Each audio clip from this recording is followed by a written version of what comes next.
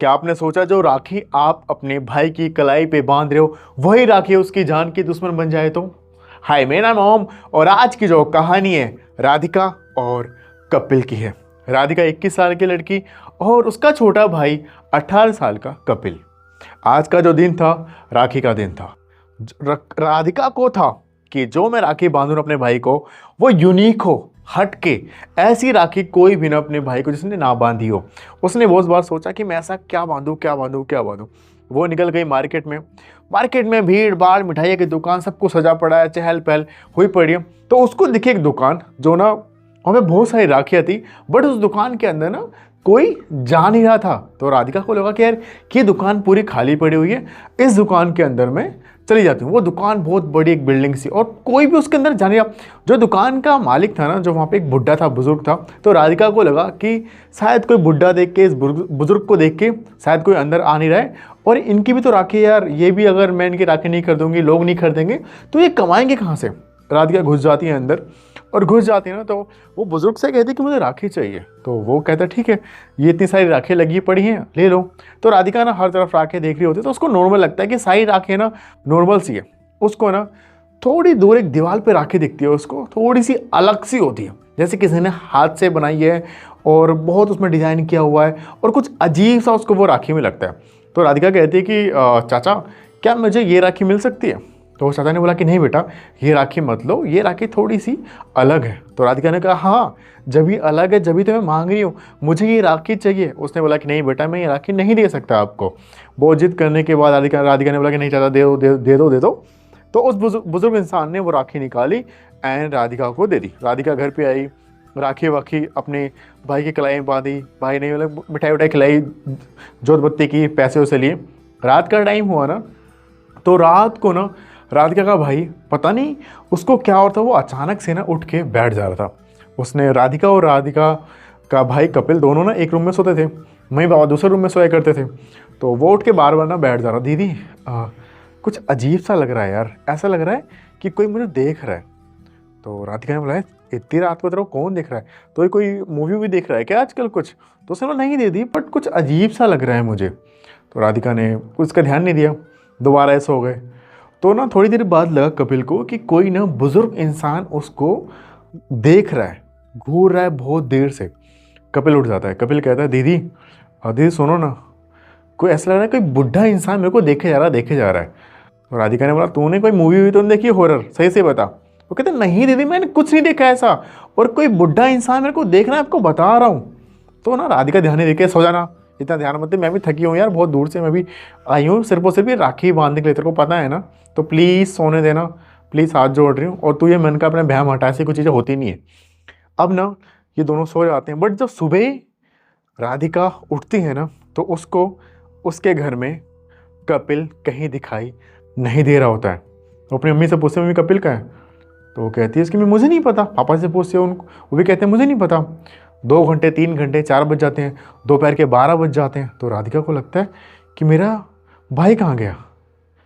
और वो अचानक से रात को मुझे कह रहा था कि मुझे कोई बुढ़ा दिखाई दे रहा है, बुढ़ा दिखाई दे रहा है।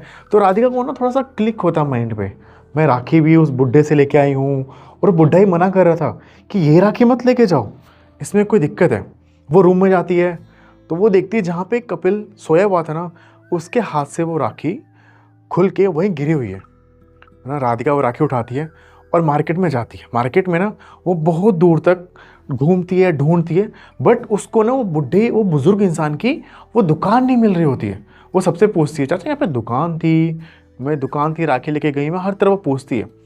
तो एग्जैक्ट जगह वो पहुँचती है जहाँ पे ना उसको जहाँ से उसने राधिका ने वो राखी ली थी, बट वो जगह पूरी खंडर खंडर, एक घर बड़ा सा, नीचे दुकान का पूरा शटर एकदम ऐसे पड़ा हुआ है जैसे जंग लगा हुआ है, ऊपर पूरी जालियाँ पीपल के पेड़ उसमें से निकले हुए हैं। तो राधिका कहती है यार ये कल तो राखी मैं यहीं से लेके गई थी और ये पूरा खंडर नहीं था। बगल की दुकान जहाँ पे मिठाई की थी जैसे उसके बगल में, उनसे पूछती है चाचा ये दुकान कब से बंद है? तो उसने बोला इस दुकान को, इस पूरी बिल्डिंग को बंद हुए बेटा 60 साल हो गए लगभग, और ये बहुत दिनों से बंद है। तो उसने बोला कि चाचा ये राखी मैं यहाँ से लेके गई थी। तो वो दुकान वाला बोलता है, बगल की दुकान वाला मिठाई वाला, तुम्हें किसी बुढ़े ने ये राखी दी है? तो वह कहती हाँ, मुझे एक बुढ़े ने ये राखी दी है। क्या? तो वो दुकान पूछता कि क्या हुआ है और तुम अभी क्यों आई हो? वो कहती है राधिका दुकान वाले से कि मेरा भाई घर पे सो रहा था, सब कुछ था, कल मेरे को सब कुछ बताया था कि कोई बुढ़ा दिख रहा है और इस दुकान से मैं लेके गई हूँ, अब दुकान भी नहीं दिख रही है और मेरा भाई भी नहीं मिल रहा है। तो वो दुकान वाला कहता है बेटा अब आपको ना यहीं पर ही कहीं अपने भाई को ढूंढना पड़ेगा और आप पुलिस कंप्लेंट मत करो, आप यहीं पे कहीं अपने भाई को ढूंढो, या तो इस दुकान के आसपास या दुकान के पीछे की पिछली गली में जाके या ऊपर नीचे हर तरफ देखो, आपको आपका भाई मिल जाएगा 100%। तो राधिका बाहर निकलती है, हर तरफ देखती है कपिल कपिल, उसको कहीं पे उसका भाई दिखाई नहीं देता है। पीछे की तरफ भी जाती है, पीछे गली में भी उसको उसका भाई दिखाई नहीं देता है। अब राधिका फ्रंट में आती है ना, तो जहाँ से वो शटर टूटा हुआ था ना उसके अंदर घुस जाती है, अंदर जाके कपिल कपिल कपिल। तो ना नीचे बेसमेंट से ना उसको रोने की आवाज़ आती है, दीदी। कपिल रो रहा होता है, दीदी दीदी मैं नीचे हूँ, दीदी दीदी मेरा हाथ खोलो दीदी। राधिका नीचे बेसमेंट में घुस रही होती है, वो बुढ़ा इंसान राधिका को दिखाई देता है, कहता है तुम्हें अपना भाई चाहिए ना, ले जाओ, पर तुम्हें मेरा एक काम करना पड़ेगा। राधिका कहती है बोलो ना कौन सा काम है, और आप हो कौन और मेरे भाई को यहाँ पे क्यों बांध रखा है? राधिका ना उठा के वहाँ पे एक ईंट पड़ी थी वो फेंक के मारती है उस बुढ़े की तरफ, बट वो बुढ़े को लगती नहीं है, वो ईंट आर पार हो जाती है। बुढ़ा कहता है बेटी तुम कितने भी ईंट मार लो, चाहे कुछ भी फेंक के मार लो, मेरा कुछ भी नहीं होने वाला। तुम्हारे भाई जो यहाँ पे है वो एक तंत्र विद्या से बंधा है और मैंने नहीं बांधा है। मैं तो मना कर रहा था तुमको कि ये राखी मत लो, बट तुमने बहुत जिद करके राखी ली। तो उसने बोला ठीक है, बट मुझे क्या करना पड़ेगा? राधिका ने ऐसे बोला। तो उस बुढ़े ने बोला जो राखी तुम्हारे पास है ना उस राखी को जला दो। वो क्या करती है राधिका, उस राखी को ना बगल में से एक माचिस लेके किचन में पड़ी थी वहाँ से उठा के वो माचिस को उस राखी को जला देती है। जैसे वो राखी को जलाती है ना वहाँ से एक धुआं सा निकलता है, उस बुढ़े के अंदर जाता है एंड बुढ़ा वहाँ से गायब हो जाता है। और जो कपिल था जो उसका हाथ बंधा हुआ था पीछे की तरफ, वो ना हाथ खुल जाता है। अब कपिल और ये राधिका वापस आ जाते हैं घर। राधिका कहती है ये बात ना किसी को बतानी नहीं है जो हमारे साथ हुआ है, ना मम्मी पापा को ना आस पड़ोस किसी को भी। कपिल कहता है ठीक है दीदी किसी को नहीं बताएंगे। अब राधिका चली जाती है अपनी कॉलेज की पढ़ाई के लिए। पूरा 1 साल बीत जाता है। 1 साल बीतने के बाद दोबारा से राखी आती है। राधिका फिर अपने घर आती है। घर आती तो कपिल से बहुत डरा सहमा होता है। दोनों डरे सहमे होते हैं कि लास्ट राखी पे क्या हुआ था हमारे साथ, इस बार कैसे राखी मनाएंगे। तो राधिका सोचती है कि इस बार ना मैं राखी कहीं से भी बाहर से लेकर नहीं आऊँगी। इस बार की जो राखी है ना मैं खुद अपने हाथ से बनाऊँगी। राधिका रात भर लग जाती है राखी बनाने में। सुबह फिर से वही चहल पहल मच जाती है मार्केट में। अब राखी का दिन होता है, कपिल को बुलाती है। तो कपिल ना उसको देख के ना डरने लगता है कि रात दीदी लास्ट बार क्या हुआ था याद है ना आपको? राधिका कहती है देखो जो राखी थी ना इस बार मैंने खुद बनाई है कपिल, मैं कहीं से खरीद कर नहीं लाई हूँ, मैंने अपने हाथों से बनाई है, विश्वास कर, डरो मत मेरे भाई, कुछ नहीं होएगा, मैं तुम्हारी बहन हूँ ना, मैं तुम्हारा साथ जी पूरी ज़िंदगी दूँगी। तो कपिल ना हाथ आगे करता है लेकिन वो पीछे हटा लेता है। दीदी डर लग रहा है ये राखी बंधवाते हुए। तो राधिका कहती डरो मत, मैं हूँ ना, मैं तुम्हारा ज़िंदगी भर साथ दूंगी। भाई बहन का रिश्ता यही होता है ना, हाथ आगे करो। कपिल हाथ आगे करता है और राखी वो लोग बंधवा लेते हैं। जब वो राखी बंधवा लेते हैं ना सब कुछ हो जाता है। फिर रात के टाइम ये दोबारा से ना सो रहे होते अपने रूप में। तो उनको ना दोबारा से कपिल उठता है और कहता दीदी मुझे ना वो बुज़ुर्ग इंसान दिखाई दे रहा है बार बार। राधिका कह रही है अगर अब दिखाई दे ना तो मेरे को प्लीज़ उठाना। तो वो ना थोड़ी देर सोता है, कभी नींद तो नहीं आ रही होती है। थोड़ी देर बाद वो बुज़ुर्ग इंसान दोबारा से कपिल को दिखाई देता है। दीदी दीदी दोनों उठते हैं और वो बुज़ुर्ग इंसान सामने खड़ा होता है। बोलते हैं अब क्या हुआ, अब क्या आए हो तुम यहाँ पे लेने, चले जाओ ना यहाँ से। तो वो कहता है बेटी बस एक काम हमारा और कर दो, मैं यहाँ से चला जाऊँगा, कभी तुम्हारी लाइफ में नहीं आऊँगा। तो वो दोनों पूछते हैं भाई बहन क्या हुआ? तो वो ये कहते हैं रक्षाबंधन के दिन ना मेरी दुकान में आग लग गई थी और वो आग किसी और ने नहीं लगाई थी।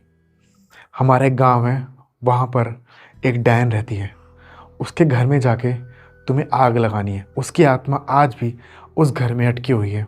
तुम लोग बस इतना कर दो, जब तक वो डायन मुक्त नहीं होएगी ना उस गांव से, हम गांव के घर से, तब तक मैं इस घर में भटकता रहूँगा। उसने जब तक वो मुक्त नहीं होएगी तब तक वो मेरे को पकड़ के रखेगी इस घर में। उसने मेरा पूरा परिवार तबाह कर दिया। काला जादू करके उसने मेरे उस पूरे घर में राखी के दिन आग लगा दी थी। मेरी बहुत बड़ी दुकान थी जहाँ पे मैं हर त्यौहार पे कुछ ना कुछ नया नया बिका करता था। तो ये लोग दोनों कहते हैं ठीक है, अपना गांव बताओ। ये दोनों सुबह निकल जाते हैं अपनी कार लेके, गांव पहुंचते हैं। गांव पहुंचते तो उनको ना दूर दूर तक कोई भी दिखाई नहीं देता है। और मतलब एक घर, दो घर, ऐसे ऐसे घर, कोई मतलब किससे पूछें उसके बारे में, उस चाचा के बारे में। आगे और बढ़ते हैं और बढ़ते हैं तो एक गांव में ना एक था जो बुजुर्ग इंसान, वो गाय चरा रहा होता है। बुढ़ा था, बिल्कुल बुढ़ा, लाइक होगा 80 साल का, मतलब वो चल भी सही से नहीं पा रहा था। तो उससे पूछते हैं चाचा, क्या आप गांव की डायन के बारे में जानते हो? तो चाचा कुछ नहीं बोलता है, ऐसे हाथ दिखाता है दूर की तरफ, वो हवेली देख रहे हो? उस हवेली में डायन रहती है। जिनका परिवार शहर में था ना, उसने पूरा परिवार शहर का तबाह कर दिया और गांव के इस हवेली में कब्जा करके वो रहती है। कहते हैं कि आज भी उसकी आत्मा यहाँ भटकती है।